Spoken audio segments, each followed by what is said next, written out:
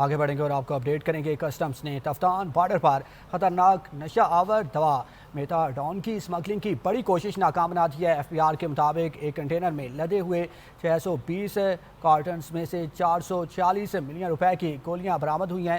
اس خیب کو نجی گاڑی میں منتقل کرنے کی کوشش کرنے والے شخص کو گرفتار کر لیا گیا ہے۔ ایف بی آر کے مطابق یہ ممنوعہ دوا غلط بیانی اور کسٹمز فراڈ کے مقدمات میں تفتان کے ایک درآمد کنندہ کی ملکیت ہے۔ اسی حوالے سے مزید تفصیلات جانتے ہیں سجاد کاظمی سے۔ جی سجاد، بتائیے گا۔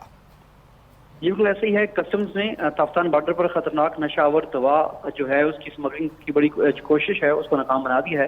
ایک کنٹینر میں رکھتے ہوئے 620 کارٹنوں میں 440 ملین روپے کی تقریباً 11.16 ملین گولیاں برآمد جو ہیں ہوئی ہیں۔ اس کھیپ کو نجی گاڑی میں منتقل کرنے کی کوشش کرنے پر جو ہے وہ گرفتاری عمل میں لائی گئی ہے۔ ایف بی آر کا بتانا ہے کہ یہ ممنوعہ دوا غلط بیانی اور کسٹم فراڈ کے مقدمات میں جو ماخوذ تفتان کی ایک درآمد کنندہ کی ملکیت ہے، اور اس طرح اس گولیوں سے متعلق یا اس ڈرگ سے متعلق اس کی جو درآمد ہے وہ صرف ریگولیٹری جو ڈریپ ہے ڈرگ ریگولیٹری اتھارٹی، اس کی سفارش پر وزارت نارکوٹکس کنٹرول کی جانب سے جاری کردہ این او سی کے ذریعے ہی ممکن ہوتی ہے۔ Control of